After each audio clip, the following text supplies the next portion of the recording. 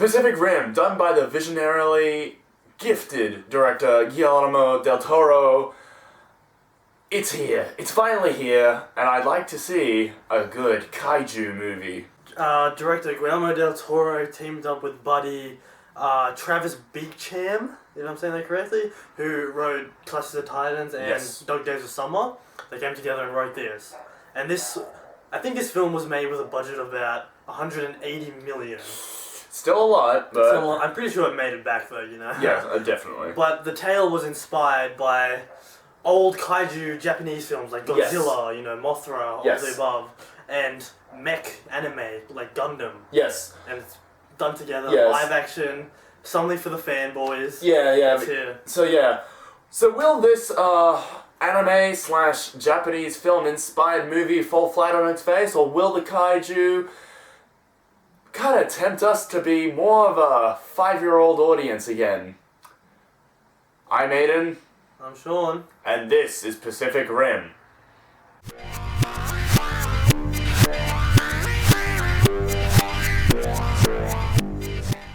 Alright, so let's get started on the origins of this movie. Yeah. Because that's kind of what it bases around. It's kind of the old school films and anime. Yeah. You know, like Guillermo Del Toro is obviously a fan himself. Yes. Big fan himself. You know, he's a visionary mastermind. We've seen that with Pan's Labyrinth, with the Hellboys, even with like Blade 2, even though, you know, Blade 2 was kind of Yeah. But he's a visionary director nonetheless. He's like, I think like the plot of this film and the characters are only something that would be in like an anime, you know what I mean? Mm-hmm. It's very whimsical, but still it's very down to earth, of course. Yes. Also, like, you know, the special effects in the movie, amazing. Mm-hmm. Yeah. I probably haven't seen like special effects this well, like this good since, I don't know, maybe like Avengers or something. Yeah. Like that was crazy. And like, you know, the Jaegers, the big robots, like you could see how they moved on their internals. Yeah. You know? You could see all the like the gears and shit like coming together. You know, crazy, you know. Beautiful. And like I was watching a documentary about the making of Pacific Rim, you know, and Guillermo was saying that like he didn't want any fiction inspired in this. Yeah, so this was an original thought. So no reference to other like any Kaiju film or like, you know, something like Transformers. Yeah. So he pretty much said, I want only it to be kind of relevant in the universe of Pacific Rim. And I thought that was kind of bold because it's like, especially nowadays when it's like the Hollywood market's filled with like sequels and reimaginings and whatnot. Well, there's already been announced a Pacific Rim 2. Yeah. So yeah, they've already started on the sequel bandwagon. But to its core, I loved this movie. I mean, because I grew up also with kind of like old kaiju monster movies. Yeah. And I thought they were brilliant for its time. And there were also, like, I knew there was also something about it. It was really cheesy. Yeah. And it was really like, wow, this is not really shit, but it was like kind of lovable in its own way. It's just had its own traits. And I think that Godzilla, the remake Godzilla, and Cloverfield, they just took itself too seriously. Yeah. So I think that's kind of where those monster movies fall on their face. Especially with the Godzilla from '98, it was extremely Americanized. Yes. And they put Matthew Broderick as the main guy. Yeah, I don't hate Matthew Broderick or anything, it's just like, but... That's a lot of fish. He's just kind of a shit actor. Probably with the exception of Ferris Bueller, but that's about it. But you know, like seeing this in the cinema was like amazing. Yes. Amazing, like especially if you go see it with your friends, it'll be fucking even better. Yeah. Yes. Yeah, especially if you're like anime fans or like, you know, kaiju fans. Yeah, and I felt like I was really like the only one in the cinema that kind of like watched mech animes and also old kaiju movies, because when like something popped up I was like, that's kind of like in Mothra versus Godzilla, and I was like, that looks like a little bit like in the Godzilla, and I was like, that looks like the anime Breakblade, and I was like, man,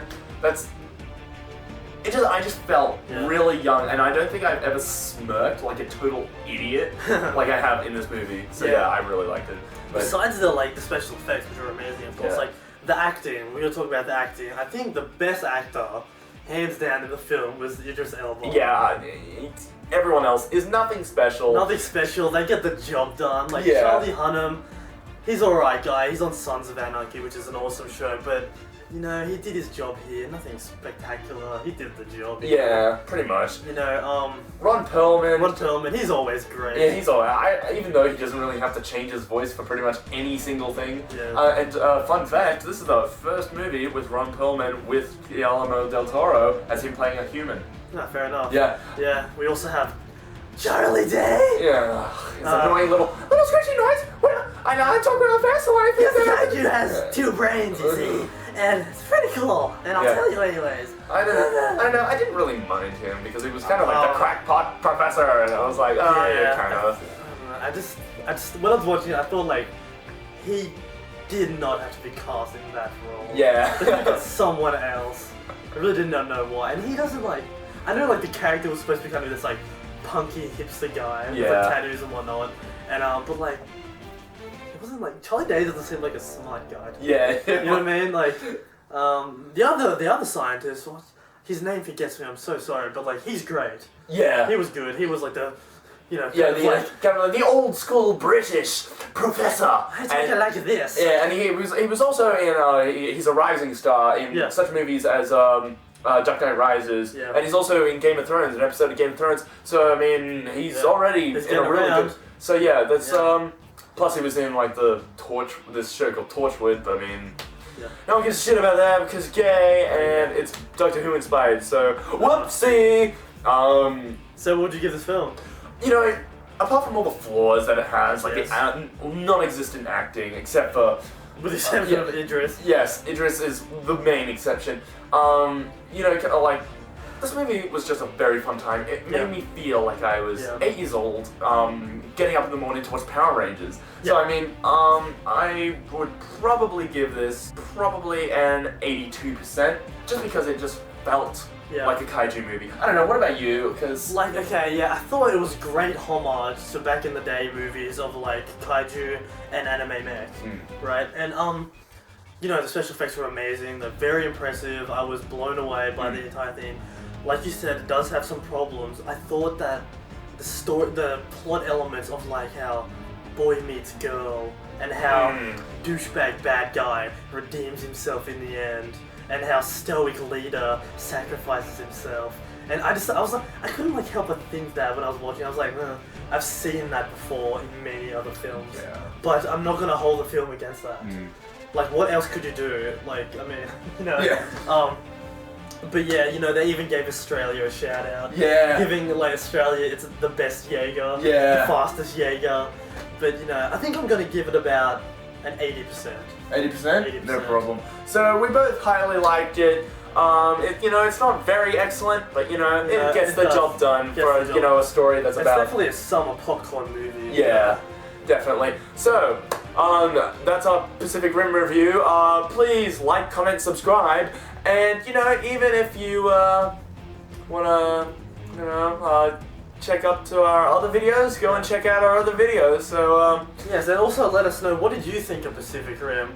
Did it like tickle your like childhood spot? Yeah. You know, like it did for us. Sounded really dirty. Let us know. Also, we have the Twitter now, so I mean, we will be posting stuff on Twitter, on the Twitter sphere. Yeah. So we'll be posting stuff on that with pop culture related stuff. In the meantime, join the cult, subscribe, and see you later. I'm Aiden. I'm Sean. And see you later.